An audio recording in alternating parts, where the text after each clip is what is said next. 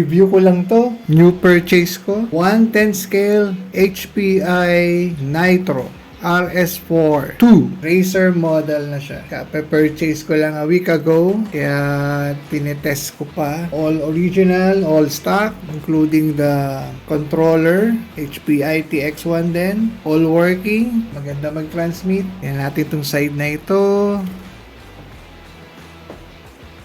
Yan. All stock.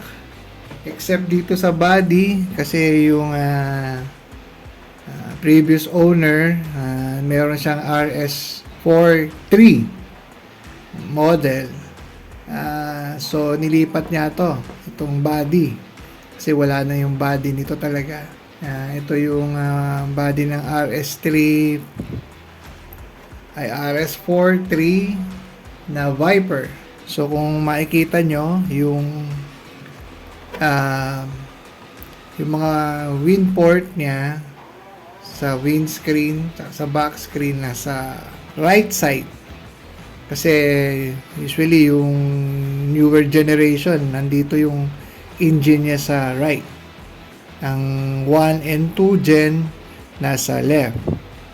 Ang ginawa ko lang, usually ganito lang siya, nilakyan ko lang para yung airflow mas maganda. Kasi nga kailangan nila yan ng mga nitro engine na RC. Okay naman siya.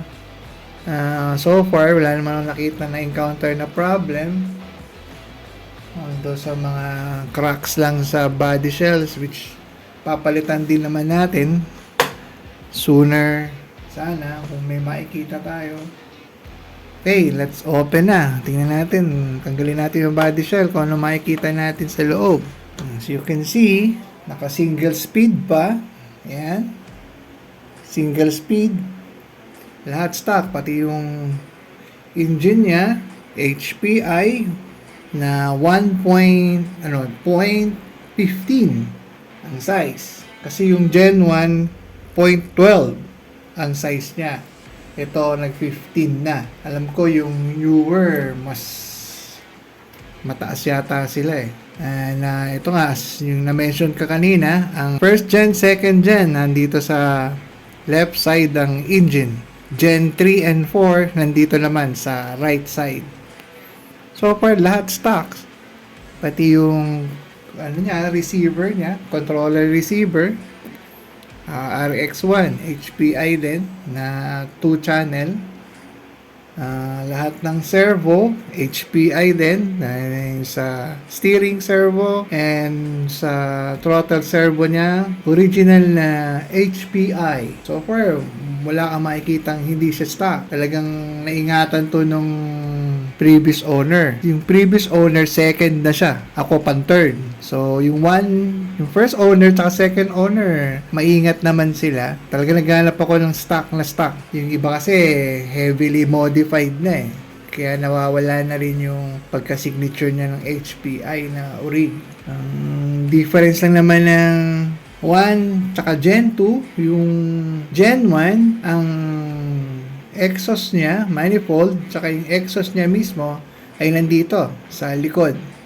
Tapos yung port niya, yung pinaka-exhaust port niya, dito siya naka-insert. So patalikod siya, kaya may butas yung mga body shell ng Gen 1. Sa Gen 2, nilagay na nila sa side. Kaya yung port nasa side naman. Pero the whole car 1 and 2 the same, walang pinagbago. 4-wheel drive pa rin, may belt driven siya nga pala. Ang 1 and 2 belt driven, RS4 1 and 2 gen belt driven sa lahat niyang 4-wheel. Ito nung na-purchase ko sa kanya, wala yung sa rear drive niya na belt. Yan, yung rear drive belt niya kasi nga daw na putol or nasira. So, which na nung pagkakuha ko ito, naghanap ako, medyo nahirapan lang. Pero nakakuha naman ako, yun nga lang sa abroad. So, I have to order, kaya pinamail pa. So, yun, naantay ko lang dumating para may kabit na natin. Sa parts naman, wala namang problema. Yun nga lang, talagang lahat ng parts nito sa eBay.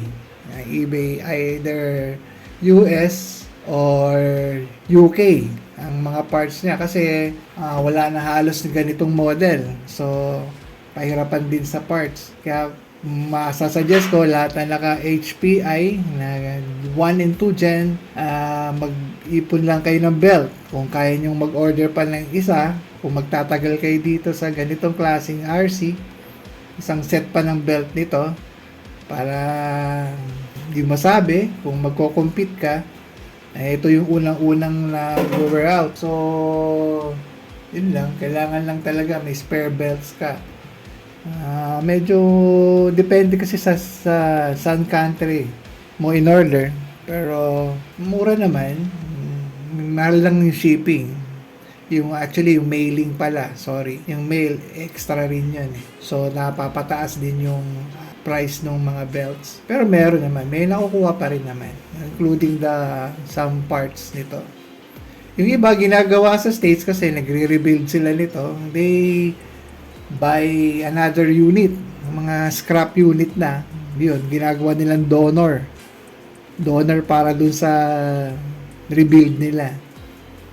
Bumibili sila naghanap sila ng mga ganito, isa pa ginagawa lang nilang donor para makuha yung mga parts. Mahal din siya sa States around, pag nakita ka working kasama nasa mga $200 pa $200 ganyan sa States yun sa UK mas doble. Marami sa ngayon kasi yung 3 and 4 kasi newer model siya. Ito medyo pahirapan na. Series na to, yung Gen 1 late 90s lumabas. 99 sila ang Gen 1. 96 to 99 Nitro. Ayan, Gen 2 nasa 2000 at 2007 o 08 nasa start sa to. So kung titusin natin 23 years old na to. Ako kumuha nito dahil habol ko rito yung retro niya tsaka classic siyempre. Medyo naiiba ka sa iba na nitro gas powered RC. Kung magkikita-kita kayo sa mga meetups, medyo classic ka. Kaya hanggang mare-retain ko siya ganito, mas maganda. So far wala pa ako nagagawa rito. Medyo dito lang na ipopost ko rin na ginawa ko yesterday, one day, yung dito tinanggal ko na to, nilinis ko na kasi meron niyang hindi siya nilagay lang niyang pad na ordinary pad ng previous owner. Tapos naka-rake to, yung height niya, yung front naka-rake. So, pag susukati mo, naka 13 cm dito na height sa likod. Tapos sa harap ng una, 7 lang. Kaya talagang naka-rake siya. So, pag ginagamit niya siguro before, kaya pag nag-pray ko, tumama lang sa bump, talagang sumasayad siya. Which is, ang ilalim niya, medyo naubos na. Ayan. Pati yung sa front. So, ginawan ko lang talaga yan ng paraan na ano ko na yan, prep ko na. Pero hindi ko siya masyadong ma-grind kasi mauubos na siya. Nahirapan din ako dun sa isang bolt dito kasi nga hindi na siya matanggal. Nahirapan din ako ngayon maghanap ng original niya na screws. Kaya tingnan ko kung may makikita ako sa maka-order sa HBI mismo para original siya. So ngayon, nung ginawa ko yan, adjust ko lang naman yan. Pakita ko sa inyo dun sa susunod kong post na in-adjust ko lang tong front kasi may adjustment siya, lower and mid na adjustment. So ngayon, pareho na siya, pantay na siya. Kung mapapansin nyo, dito 12, dito 12 din. So talagang pantay na siya. Kahit na mabump siya, hindi na siya tumatama yung frame niya, yung chassis frame niya, hindi na tumatama. So, hindi na siya mauubos. So, yan. Sana nga, nabuo ko siya, nilinis ko lang. Ang HPI naman, mahusay na brand. Kasi, ano siya, Japanese manufacturer. Ang nag-manufacture design nito is a Japanese company. Pero naka-base sa California, sa US. So, kilala sila doon, ang HPI. Sila rin nagpauso nung ganito, Nitro Super Touring cars. Kaya ang setup ito, Super Touring. Pati nga yung mga body shells ito, puro pang Super Touring cars. Yung mga, nung araw, yung mga Super Touring cars nung araw sa Europe. Yun ang ginagamit nilang body shells dito. Which sana may makita pa tayo para mabalik natin talaga siya sa original na period correct niya na year. Sa ngayon, yun lang. Ito nga pala, hindi na to, nawala na yung sa mga na nitro dyan, nawala na yung pull niya, pull start. Yung previous owner, pinalitan na niya yung pull start, wala na siya. Ginawa niya ng roto starter, yung electric. So, mas medyo magaan siyang i-start ngayon. Hindi na kailangan yung pull. Yun nga lang, kailangan bilhin yung pag mag-roto starter ka, mag-start kang bumili nun, yung electric, which papakita ko sa inyo, sandali lang. Parang ganito yan. Roto starter niya ng RC. So, meron siyang shaft. Tapos, papasok mo lang dyan. Tapos, battery operated siya. May motor. And start na siya. Instead na pinupull mo, pull start. So, nawala na yung medyo mahirap na gagawin na pinupull start pa. Yun nga lang, parati mo siyang bit-bit. Hindi katulad ng pull start. Wala ka na nitong gagawin na bit-bit. Tapos, pull ka na lang, start na siya. Na may pros and cons naman sa dalawa. Pero, I find this roto start mas mas convenient siyang gamitin. Talagang start talaga siya. Order na rin ako ng mga hoses kasi nga ito medyo hindi ko nakikita, lalo na pa nagpa-prime ka ng fuel mo po doon sa carb, kailan nakikita mo kung pumapasok. Kasi pag nasobrahan ka nito, nag-flood to.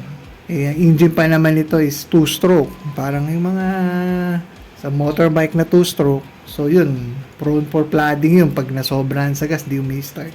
Naka-glow plug yan.